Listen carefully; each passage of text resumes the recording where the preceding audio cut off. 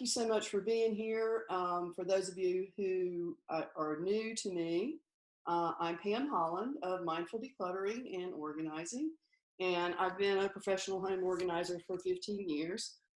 First in Tacoma Park, Maryland, in the DC area, and then my husband and I moved out to Colorado about 3 years ago now. And so since then, I've been doing more virtual organizing. I do still have organizers in the metro area when they're able to go into people's homes. And some of them are also doing some virtual organizing. So one of the prizes for joining me today will be a free hour of virtual organizing. So stay on till the end, and my husband's going to come up and draw out of the bowl here. And then there'll be some other prizes as well. All right. So what you might wonder is mindful about decluttering and organizing. I could talk about that all day, but just to give you a brief overview, and the reason that I chose that name is that if you've worked with stuff, particularly memories and things like that, that are have been around for a long time, you will notice that a lot of feelings come up, a lot of emotions come up.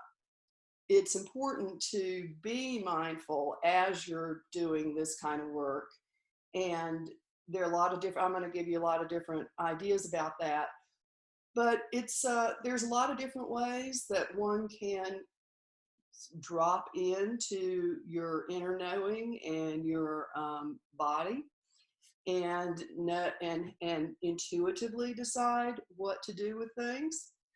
But what we're going to do together right now is we're just going to do a balanced breathing exercise. We'll be breathing in for a count of 4 and out for a count of 4. So I hope you do have something to write with, but if you can put that down for now. And just, if you'd like, allow your eyes to close. And we're just going to breathe. And, count of 4 is good for a lot of people, but if you shorter or longer, that's fine. Just balance your in breath and your out breath. And we're just going to do that for 3 breaths.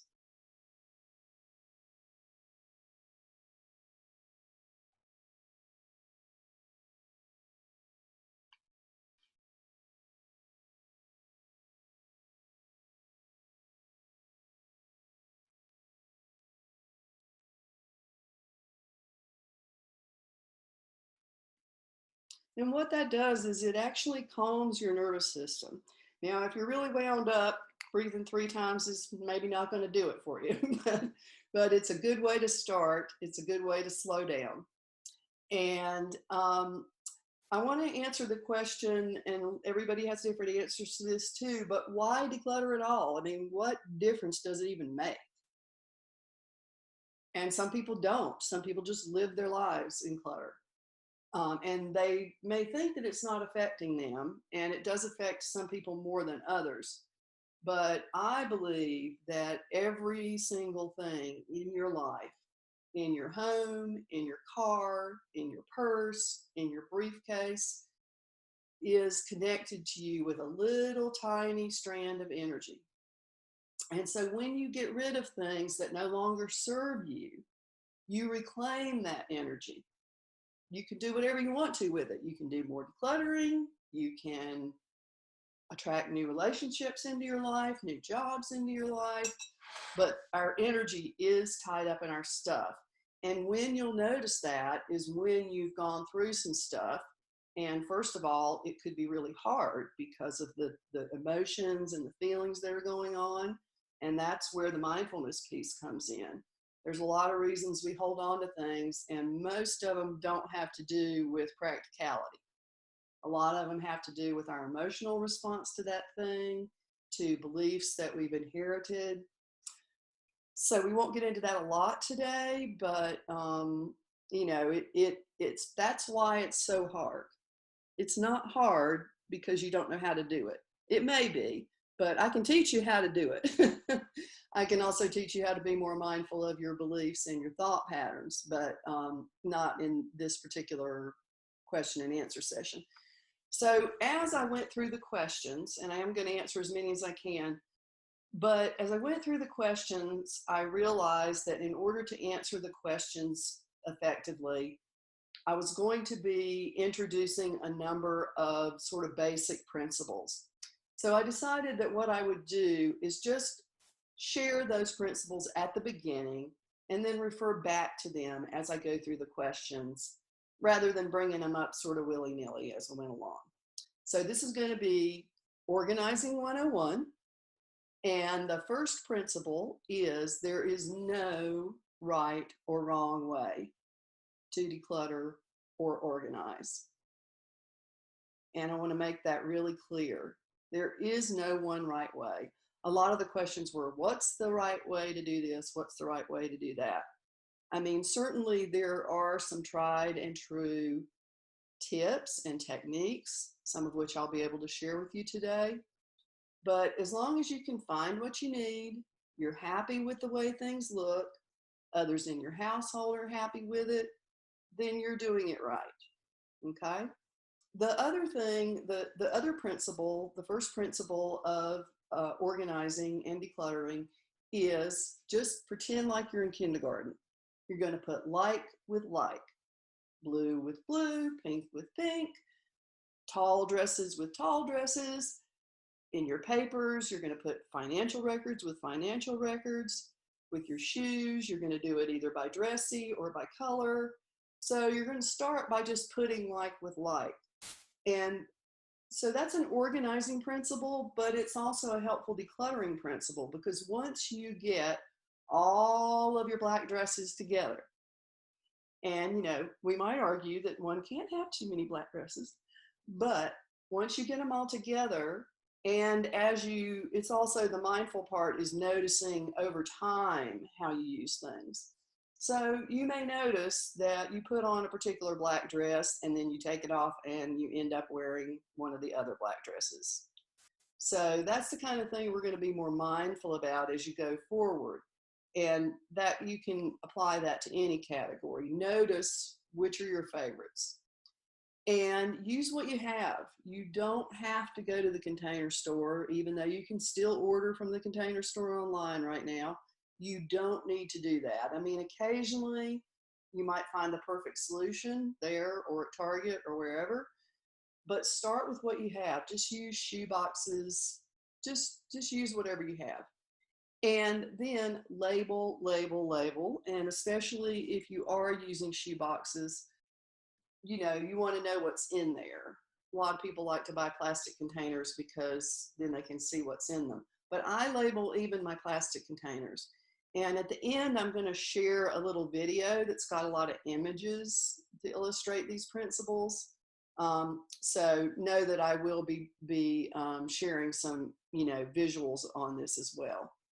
And then the other principle is the 80-20 rule. And this applies in many, many areas of life, but the way it applies to decluttering and organizing is we usually use 20% of what we own in any category of things, any category.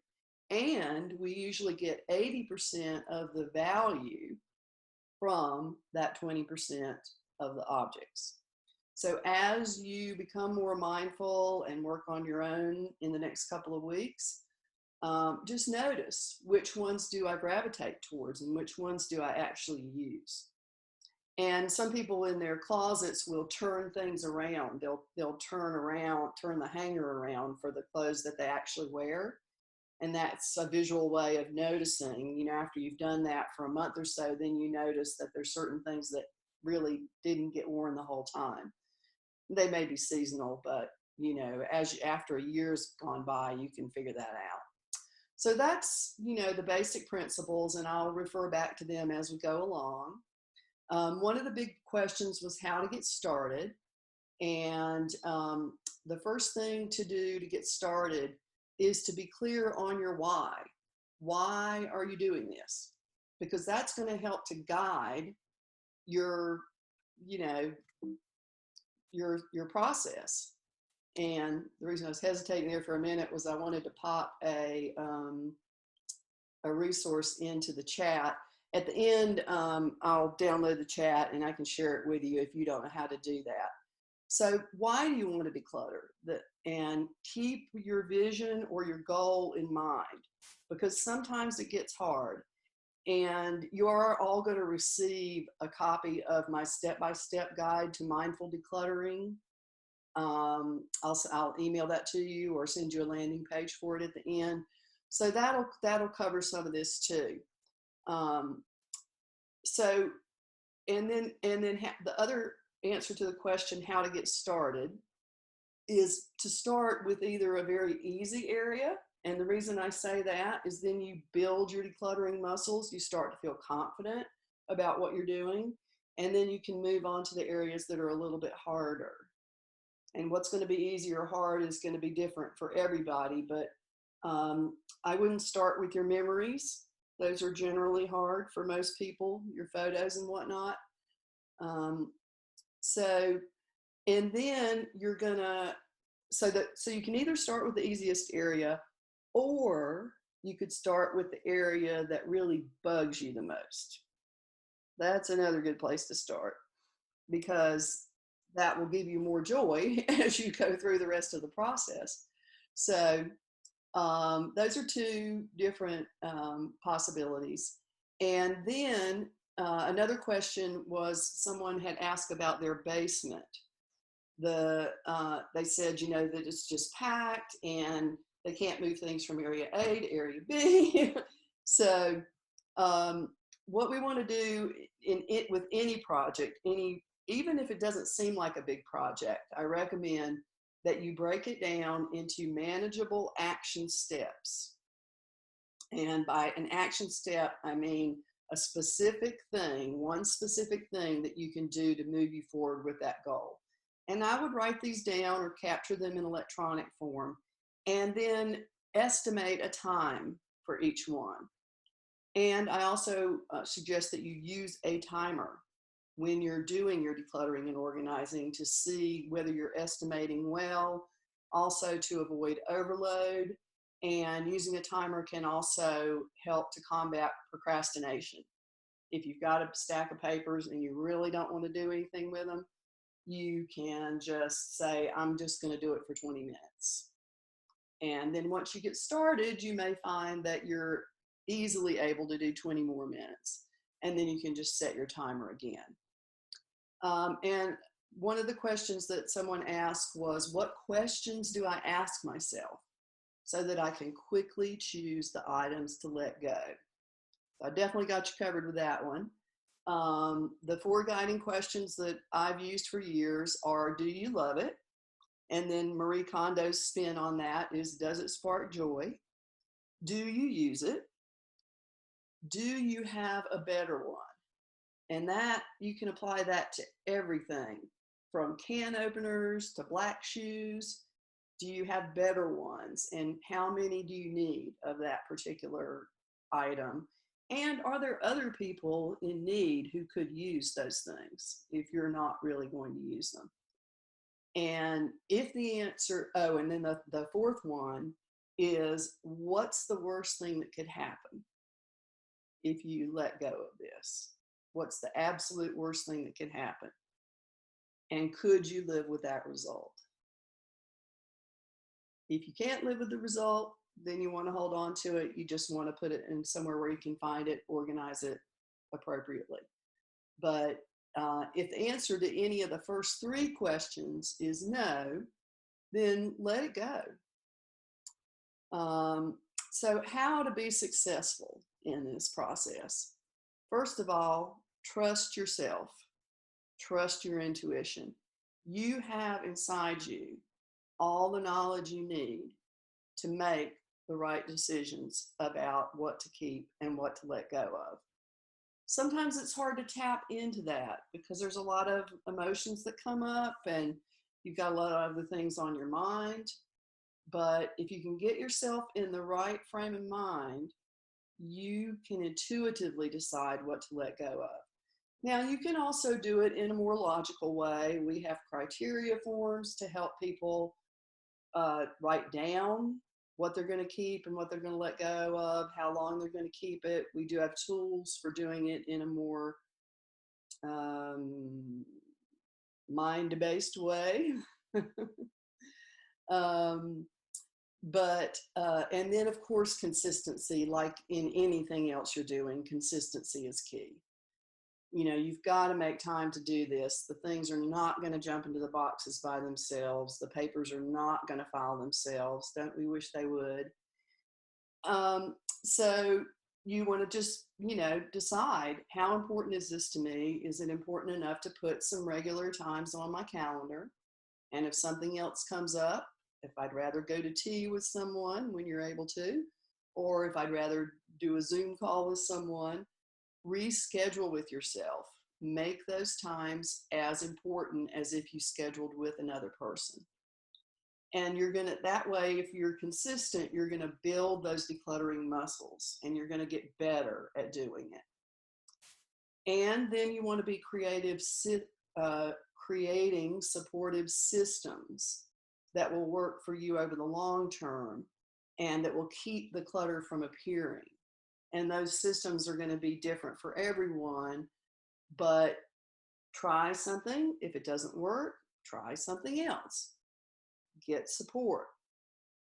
This was a really good question. Someone said, I have time now to declutter, but it's difficult to know how to donate with the thrift stores closed. So I know of 2 places, and I'll pop them in the chat, where you can mail things. And those are Souls for Souls, which is a wonderful organization that takes shoes and helps people in developing countries with them. And then Give Back Box, you can just send things and they take it to donation locations. Please don't send them junk. You know, if it's, you know, wash it, make sure it's in good shape. But, you know, things that are actually have good life left in them, you can use just your Amazon boxes or any kind of boxes and send them out even now.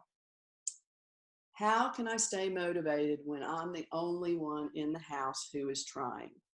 Now, this is a very common question, and it is tricky. It's really tricky. But the first thing is, notice your feelings and how you are doing the work. If you're the only one doing the work, then I believe it's critically important that you be doing this work from a place of love and caring and wanting to serve your household. If you can't do that, then you're not going to attract support and you're not going to feel good. I mean, most of all, you're just not going to feel good as you do it. And then I would say, lead by example, and you may feel like you've done that already. You may feel like I've done it. Nobody else decides to do it with me. But you may notice that if you do it from a different energetic space, other people will pick up on it. Not always. Then you would need to consider having, you know, a family or household meeting, sharing your goals, seeing if you can find some shared goals. You know, maybe there's a room that's become a junk room and other people in the household might want to be able to play games in there. And you might want to do your sewing in there. So first of all, get yourself in a good frame of mind, invite the others in your household to talk with you about things. And in my book, All in the Family, Decluttering Your Primary Relationships, I have some guidelines for how to do family meetings. I'm sure you can find some online as well. And you can do it with a household, even though they're called family meetings. And then, you know, negotiate. If people are not willing to help any other way, just make deals. But the really important thing, I think, is to make sure that whatever you're doing from a loving, caring place, because that will give you more energy and it's more likely to attract support. And then one of the questions was, how do I keep it clutter-free? How do I make it stay clutter-free? And of course, one of the main answers is create new habits. And I'll share we have a resource on our website, which is clutterfreenow.com. We have a resource, a chart where you can write down your new habit and try it for 3 weeks. But in terms of like, if you've cleared a surface, I would put something pretty on it, because that will keep you from wanting to put things down on it. And then, you can do similar things with other areas of your home. But again, it's going to take some time. It's going to take some time to maintain things. So I think that's the one thing that you're going to have to start doing, is creating regular times to keep things the way that you have fixed them. And then we had a number of questions about how to organize clothing. And, as I said, there's no right or wrong way. The first question was interesting. It said, what is a reasonable amount of clothing to have? I'm trying to get rid of 50%. Well, that's an awesome goal, whoever asked that question. And for all of us, let's just remember that 80-20 rule, that we're probably only using 20% of it anyway. So in theory, it shouldn't be that difficult to get rid of some of it.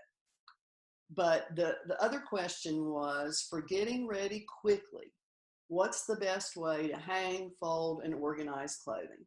And then they offered some common ways of doing it by color, by style, casual, business casual, dressy. All of those ways are fine. It depends on your storage spaces. It depends on your closets and your drawers. But one way that I've never done, but that might speak to this person's particular question, which was about getting ready quickly, I presume for work or something like that. Some people organize by outfit. Now, I had one client who had all her outfits picked out for the whole week, including the scarf. And so you could play around with that. I mean, personally, I just have skirts together, dresses together, pants together, and then I do, within those categories, I do it by color. That's the way I do it. But, a lot of it depends on what kind of storage you have and what kind of clothing you're storing.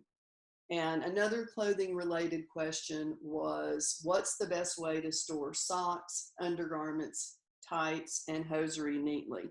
Now, I think when you see the pictures I have of that, that'll answer it more than anything else.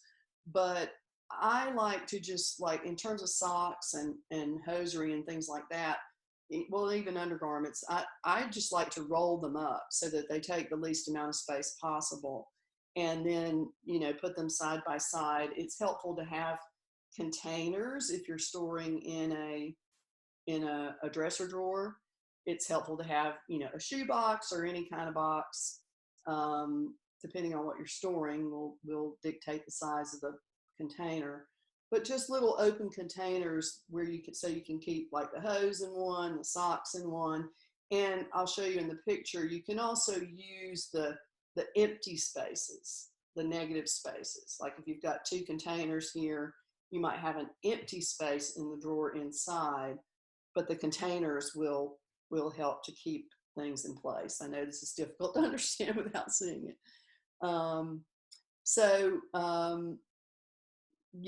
That's usually people store those kinds of things in a drawer. Sometimes people store them in baskets or up in the top of their closet. There's, again, no right or wrong way.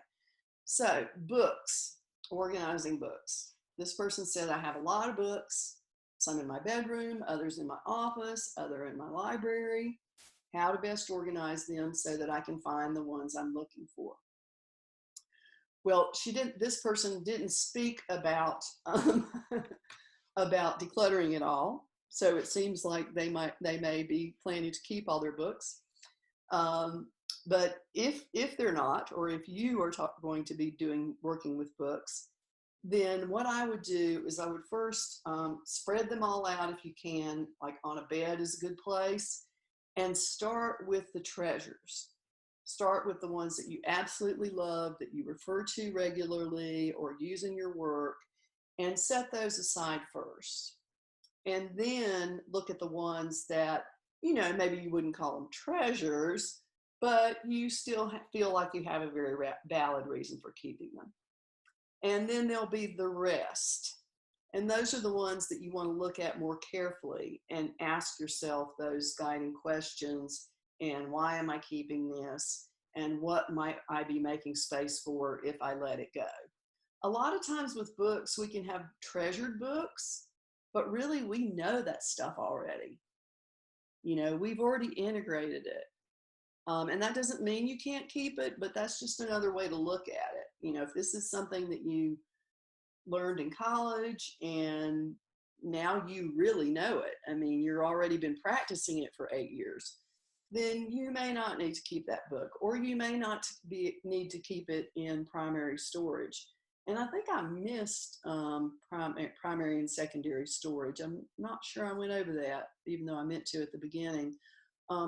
Primary storage just means keep things close to where you use them, okay?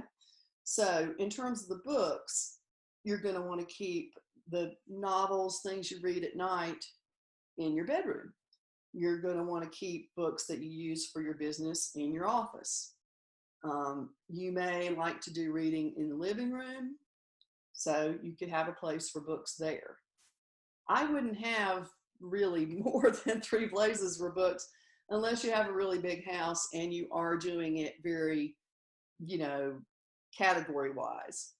I do have some inspirational books down in the basement and, work related books here in my office.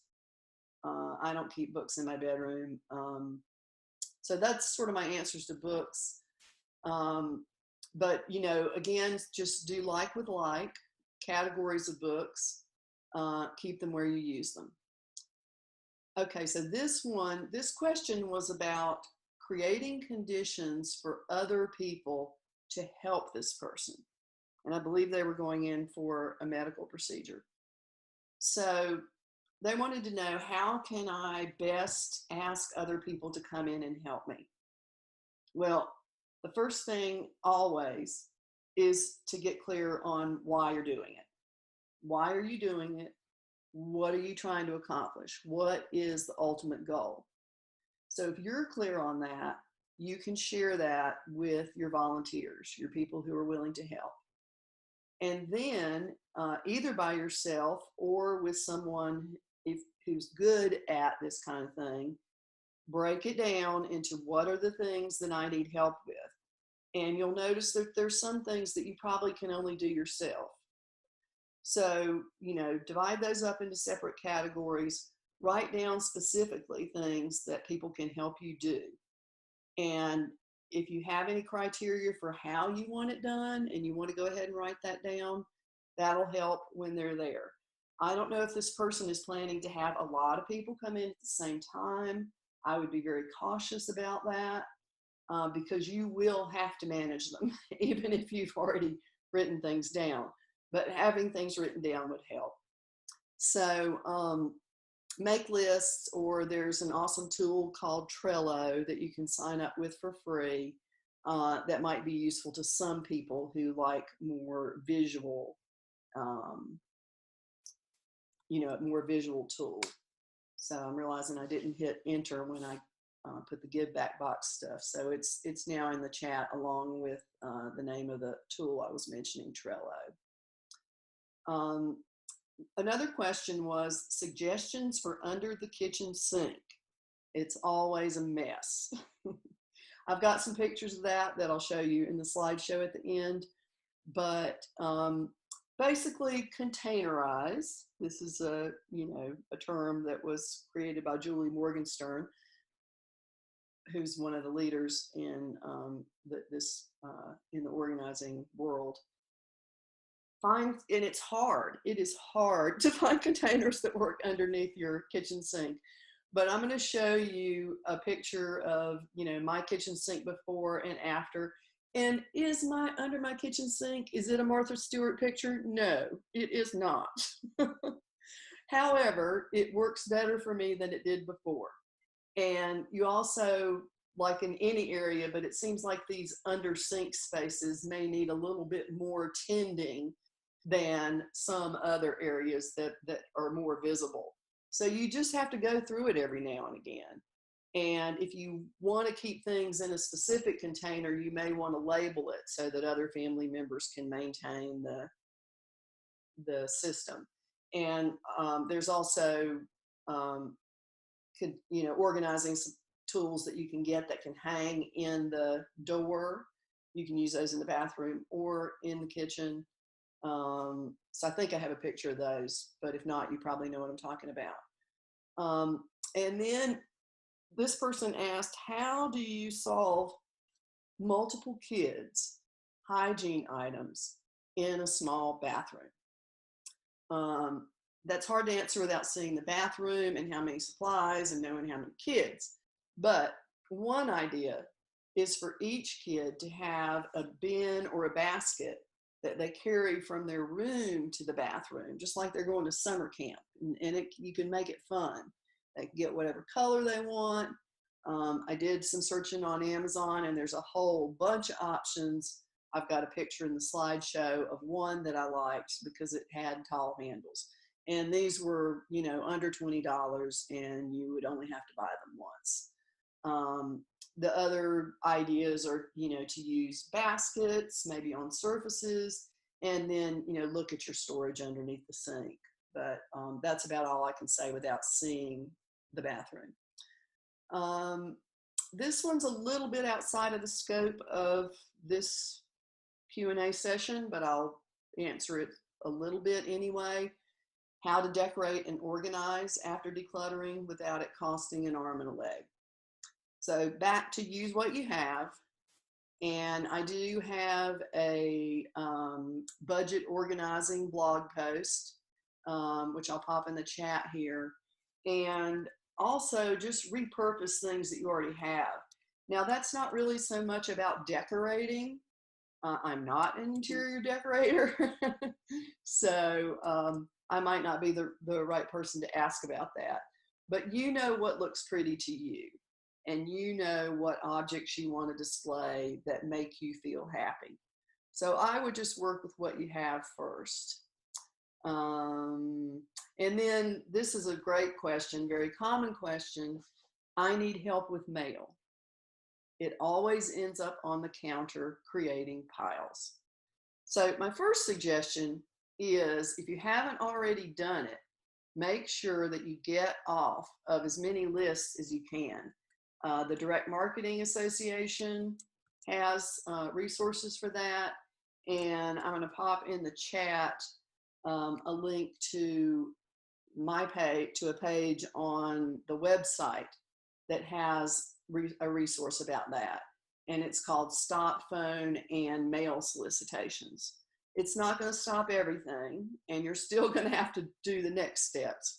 But that's a good way to start. Just like with any kind of clutter, if you don't bring it in, you don't have to deal with it. So it comes back to creating regular times to deal with it. Not going to sort itself. If you can do it daily, that's really the best. And if you can't process it all completely daily, at least when it comes in, just get rid of the junk mail right away. Try to sort the mail near your recycling bin. And if you want to go ahead and open things and keep them ready to pay bills, but most of us pay our bills online anyway. So, and you're still going to want to, if you're going to sort your mail, if you're not going to process it right away, go ahead and sort it like with like. Bills to pay, events I might want to sign up for, categories like that. But the main thing is to spend regular time with it and to create a landing space for it. Create a basket, a designated space, And the nice thing about using containers to collect things is if the container gets full, you can use that as a symbol, if a container gets full, you can use that as a signal that it's time to spend some time with that container. I just process my mail daily because I don't like to have to deal with a stack of it. So that's what I do. Some people set aside time on Saturday morning or Sunday morning or some sort of regular time once a week, which is completely fine. And then this one was interesting because this was not something I had actually thought of, in this way, and it's how to store puzzles and board games. I've certainly helped people store their puzzles and board games before. In fact, one of my virtual organizing clients, we did a session a couple of times ago, he had games all over the place, and he ended up putting them in the bottom of a china cabinet that wasn't being used. So, I wouldn't have even thought of that. But so I did a little Googling on this. And one of the articles that I found said, to use cube storage, which I have some pictures of in the slideshow. And they even suggested some particular rubber bands for putting around boxes, game boxes. But what they suggested was that you put them on their side like books. And so that's why you need the rubber bands. And then you can see what's in them. I think the first thing to do, and you could apply this principle to any category of things, is to sort them by size. Because if you get them all sorted by size, then it's just easier to figure out how to maximize your use of the space. And I think one of the reasons they suggest the cube storage is then you can put like sizes together. You could play around with putting different categories of things together, like card games, things like that. So anyway, that was a very interesting question. And then bed sheets. What's the best way to store these? There's a lot of different ways you can store bed sheets. Of course, the traditional way is in a linen closet. We don't even have a linen closet in this house. In our old house, which was very small, we had a linen closet, but I used that linen closet for lots of things besides linens. I kept all my homeopathics there, all my medicines there, because we had small bathrooms. So if you don't want to give up your whole linen closet, if you have a linen closet and you don't want to give up the whole linen closet to linens, then I have two suggestions for that, maybe more. The first one is something I read a long time ago, which is keep all of a set together. Like you can put, the top sheet, the bottom sheet, and the second pillowcase, if there is one, all into one pillowcase, and then fold it up nicely. And then that way, when you get ready to make a bed, it's really easy to grab the one you need. If you have trouble remembering which sheets are what size, I would just take some masking tape or painter's tape and just write queen on there. Or you can put them on a shelf. With one client, we sort of put, all the queen sheets on one side and the king sheets on the other side, and then we labeled the shelves, which makes more sense because if you put it on the pillowcase, you're gonna have to take it off. But and we store our extra sheets in a guest box, in an underbed box in the guest room. But a lot of people keep their extra set of sheets for a room in that room.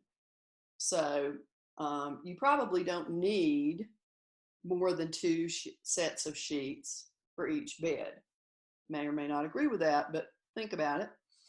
And so the extra set of sheets can just go in the top of a closet in that room, or, under the bed, really anywhere. And you're just rotating them out, so it's not taking up a lot of space in any room. And then the next question was, how do you keep momentum going when you're going through paperwork and there's more to do, but the motivation has subsided? So papers can be very, very tiring and draining because there's just a lot of them. So what I've done in the chat is I popped a little a blog post about how to keep the decluttering momentum going, but I'm also going to speak about it here.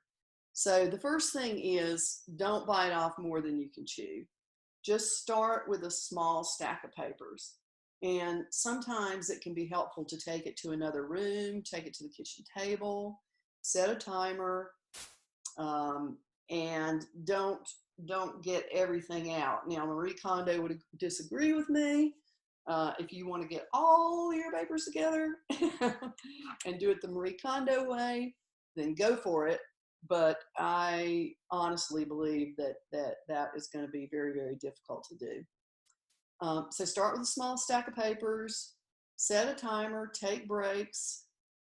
If you do it for too long, then you're not going to want to come back to it. You're just going to be exhausted. So do it for reasonable periods of time, whatever that means for you. A common time period to do something is 50 minutes. That's the Pomodoro technique. You can do something for 50 minutes, take a break for 10 minutes, and go do something completely different. Go chop some vegetables, go pull some weeds, and then come back. Or make regular times, for a couple of weeks. Let's see. And then, of course, create systems. That's the most important thing for the long term, is to create systems for incoming paper. And then gradually get the backlog, any stacks that have accumulated, into your new systems. And I've just recently done a paper sorting video, which it'll definitely be posted sometime this week. And then this person observed that stopping partway through can feel like a big mess was created. And that is absolutely true. And it's just to be expected when you're decluttering, that it often does get worse before it gets better. So allow yourself ample time, make sure that you're well rested, make sure that you're using a timer, and you just really just have to plug away at it, even though, I'll offer some tips to make things go faster in some of my resources. The next question was, what do you recommend if a space or room is smaller than the contents? That was an interesting way to frame that question. In other words, I have a lot in my office that's relevant to my work, but when it's all in there, it can feel too full. So this is where we get into the primary and secondary storage idea. Keep the things that you use most often close by in that office. If you're not sure what those things are, then just notice for a couple of weeks, what am I actually using the most? And then if there's a closet in the office, you can put some of the things that you use less often in that closet. Even if it's a small closet, it can be helpful. If indeed there is just too much stuff in that room, then you may need to look at storing some things in another part of the home. And I have a picture of one way to do that in the slideshow that I'll show you at the end. But the first thing is to go through and just quickly look and see if there's anything in the office that doesn't belong there, that's not office related. You'd be amazed at the things that end up in people's offices sometimes when people are coming to visit, and get those things out first, and then start working with, what do I use the most? What do I need? And just if there's a closet in the room, use every inch of it. Use every inch of every space. You may need to, I had one guy who had his desk in his child's bedroom. They had a very small apartment. So we had to have things underneath the very small desk. But that was the only options that he had. We put some things in the attic. What's the most important strategy for decluttering? I would go back to my original thought, be clear on your why. Why are you doing it? Examine your beliefs and your patterns of thought, and establish criteria to cut down on decision making. If I have time at the end, remind me, I can tell you a little bit more about the criteria, but I'm not sure I'll have time.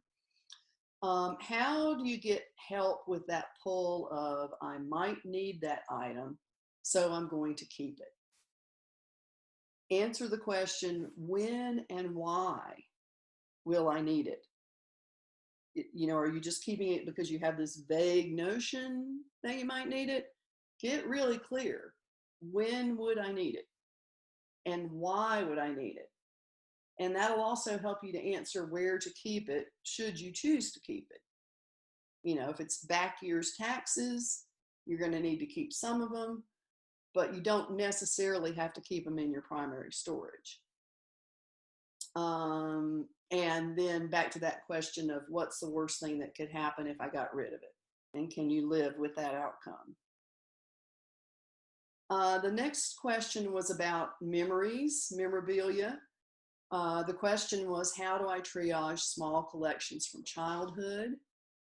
And I actually have a lot of blog posts about this, but I think the most relevant one is probably about treasures, which I spoke about earlier, how to give your treasures the spotlight. If your memories are just boxed up in an attic somewhere, they're not bringing you joy. So you might want to look at creating an altar or some sort of space in your home where you can display your treasured memories. You know, and then there's a lot more I could say about that, but that's about all I can say about it in the time that we have. When old scrapbooks have fallen apart, what should I do with them when I'm fond of the memories? You know, take the pictures out. I would still go through them and figure out which are the treasures, which are the ones you want that bring you the most joy. And then I would be asking myself questions about what am I going to do with them? Do I want them just for my own enjoyment, or do I want to show them to someone else? Because if you want to show them to someone else, you're going to make different choices. You can certainly put them in another notebook. You can put them in a photo box. You could digitize them if you'd like to share them with other family members. Digitizing takes time. It's not a quick and dirty process, but it can be really helpful when family events occur. I know I digitized a bunch of photos when my mom passed last year. So, you know, take out the precious photos, go through them, decide which ones you want to keep, how many you want to keep, and that'll help you to decide how to store them. I think I also have or I know that I have a blog post about organizing photos, which I could share later. I don't have that handy right now. I do have, and right now it's on my homepage, a video of a woman doing photo sorting. We did a virtual session together, and she had some really great awarenesses on that. So again, the website is clutterfreenow.com. And then this question is one I answered earlier about how to begin. But this person was asking specifically about their basement. And so break it down into manageable action steps. And her challenge seemed to be that there was nowhere to process things. Like you couldn't even, you know, work with things in the basement. And I've been in many basements like that. So find some sort of processing or staging area. It can be a bed, it could be a bathtub, it can be a kitchen table. And, you know, break the project down into small bits and tackle just, you know, bring one box or one collection to your staging area, your sorting area, and just work with it a little bit at a time. And, you know, again, when I work with people individually, I can answer these questions a lot more effectively. So I'm going to get ready to show you the slideshow in just a minute.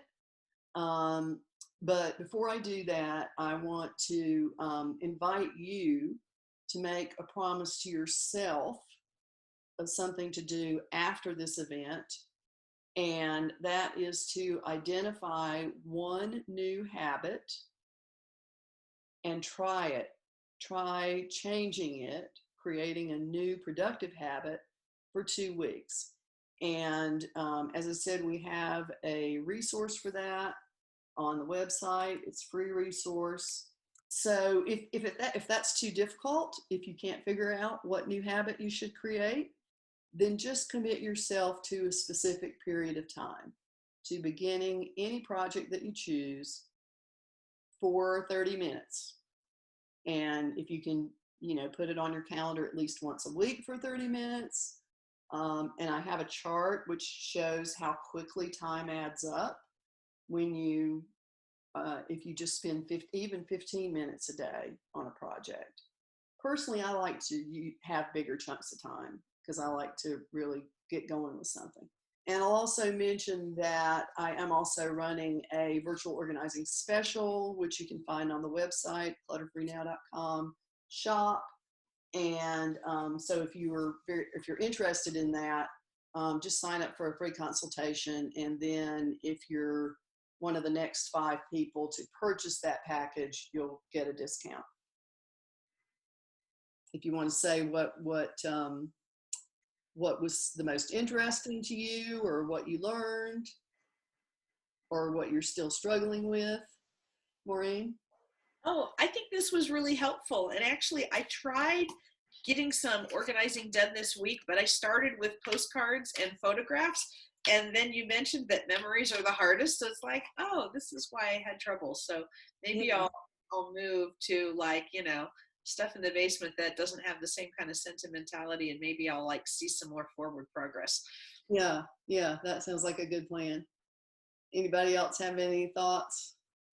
Uh, um, I appreciated your comment or suggestion about having a staging area in the basement. When that's always the problem. The shelves are all full. Where do I put something while I'm trying to organize and move it to somewhere else? So I like that idea. I'm going to put up a little table down there and pull things out, organize, throw away, whatever. But so Yeah, thank you. That was a great idea. yeah, thank you for saying that, Susan, to put up a little table, because I didn't even think to say that. And if you watch the video of my virtual client doing the photo organizing, that's what she did. Just put up a card table, and she just pushed everything to the side. You know? Any other thoughts? I appreciated the bit about trusting yourself. I keep thinking, oh, there's some organizer out there, or somebody who's going to come in and work with me and help me. And as you were going through your points, there are a number of things that I kind of already do and that make sense to me. And so it really helped bring all that together. Thank you. That's great. That's great. I'm glad to hear that.